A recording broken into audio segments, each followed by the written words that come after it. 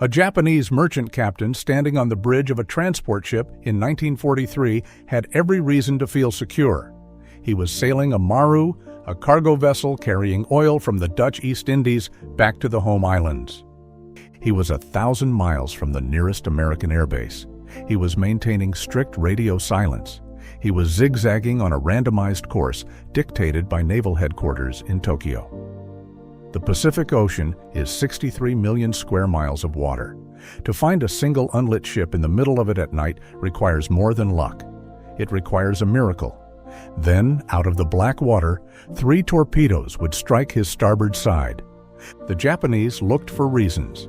When a convoy was ambushed in the Luzon Strait, they suspected spies operating out of the ports in Manila. When a transport was sunk off the coast of Indochina, they assumed a trailing submarine had spotted their exhaust smoke on the horizon. They changed their departure times, they altered the convoy routes, they executed suspected spies in occupied territories. But the torpedoes kept coming. The answer wasn't a spy in a harbor. The answer was a basement in Pearl Harbor, filled with cigarette smoke, the clatter of IBM punch card machines, and men who were reading the Imperial Japanese Navy's mail before the ship captains ever opened it. Japan owned the largest defensive perimeter in human history. Japan could not move a single barrel of oil through it without America watching. To understand the Japanese problem, you have to understand the ledger of an island empire. Japan in the 1940s was an industrial powerhouse with a fatal geographic flaw. It had no domestic oil. It had no domestic rubber. To run the factories, to fly the Zeros, to fuel the battleships, the raw materials had to be extracted from the conquered territories in the south and dragged across thousands of miles of open water back to Tokyo. If the ships stopped moving, the empire stopped breathing. The men in Tokyo who organized this logistical bridge were not fools. They understood that American submarines would hunt them. Their defense was distance, and their shield was a cipher known as the Maru Code, or JN40. When a Japanese convoy was formed, its routing instructions, latitude, longitude, speed, and time of arrival were encrypted in JN40 and broadcast over the radio. The Japanese Navy believed JN40 was unbreakable. It was a complex transposition cipher. Even if the Americans intercepted the radio waves, the Japanese reasoned the sheer volume of merchant traffic would bury the Americans in meaningless noise. They were right about the volume. They were wrong about the noise. Against that mathematical wall, the United States Navy threw a basement known as Station Hypo. It was run out of a windowless cellar beneath the 14th Naval District Administration Building in Pearl Harbor. The men who worked there called it the Dungeon. It was commanded by Joseph Rochefort, a cryptanalyst who wore a smoking jacket and carpet slippers to work because he rarely went home. The myth of code breaking is that it relies on a sudden flash of lone genius. The reality of Station Hypo was brutal, mind-numbing industrial labor. The Americans didn't just have mathematicians, they had IBM tabulating machines. They took thousands of intercepted Japanese radio messages, punched the ciphered letters into cardboard cards, and ran them through the machines to find statistical anomalies. They weren't reading words, they were looking for patterns. By the spring of 1943, the Japanese made a mistake. They began sending the exact same routing information in both the highly complex naval code and the slightly less complex JN40 code. It was a fatal overlap. Hypo found the seam, wedged it open, and the entire logistical architecture of the Japanese Empire spilled out onto American desks. The U.S. didn't break the code to win a single battle. They broke it to create a daily train schedule of every Japanese asset on the ocean.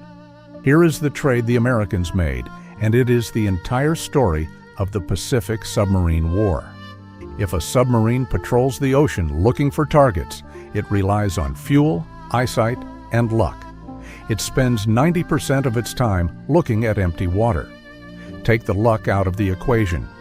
Hand the submarine commander a slip of paper that says, "A 4-ship convoy will pass through this exact coordinate at 1400 hours on Tuesday." The submarine is no longer hunting, it is waiting. By 1944, this system reached a level of terrifying efficiency. A Japanese convoy would leave Singapore. Within hours, its exact routing orders were intercepted by listening posts, forwarded to Washington or Pearl Harbor, decrypted, translated, and plotted on a master map. A radio message was then sent to an American Gato-class submarine loitering in the South China Sea. The submarine would submerge, wait at the exact latitude and longitude, and raise its periscope. And right on schedule, the Japanese ships would drive directly into the crosshairs. The Japanese response was completely rational based on the information they had. They knew they were bleeding ships. So they changed the routes. They ordered convoys to hug the coastlines. They ordered them to zigzag violently. But every time they changed the routes, they had to broadcast the new routes to the ships over the radio. Every attempt to evade the trap simply handed the Americans the blueprints to the next one. Between 1943 and 1945, American submarines annihilated the Japanese merchant marine. They sank over 1,100 merchant ships. They cut the oil supply to the home islands by 90%. By the end of the war, the mighty Imperial Japanese Navy battleships were trapped in port, unable to move because there was no fuel left to burn. If this arithmetic is holding your attention, a like and a subscribe help this channel keep doing the archive work. Stay with it. The Japanese never realized the Maru Code was broken. Right up until the surrender, they believed the Americans just had an impossible number of submarines or an impossible network of civilian spies. They couldn't conceive that their own airwaves were the traitor. The Gato-class submarine was a brilliant piece of engineering, but it wasn't the weapon that starved Japan. The weapon was a piece of cardboard with holes punched in it, fed through a machine in a Hawaiian basement. Japan treated the Pacific Ocean as a shield. They believed that millions of square miles of water provided natural camouflage. The Americans treated the Pacific as a chessboard. If you can see the board, the size of the squares doesn't matter. You can go to Pearl Harbor today and stand on the deck of the USS Bowfin, a submarine moored as a museum ship. The brass is polished, the torpedo tubes are empty. You can look through the periscope. But what you are looking at is the end of the chain. The real war wasn't won in the lens, it was won in the math. And for the Japanese sailors who went into the dark water of the Luzon Strait, they died never knowing that the men who killed them had been expecting them for days.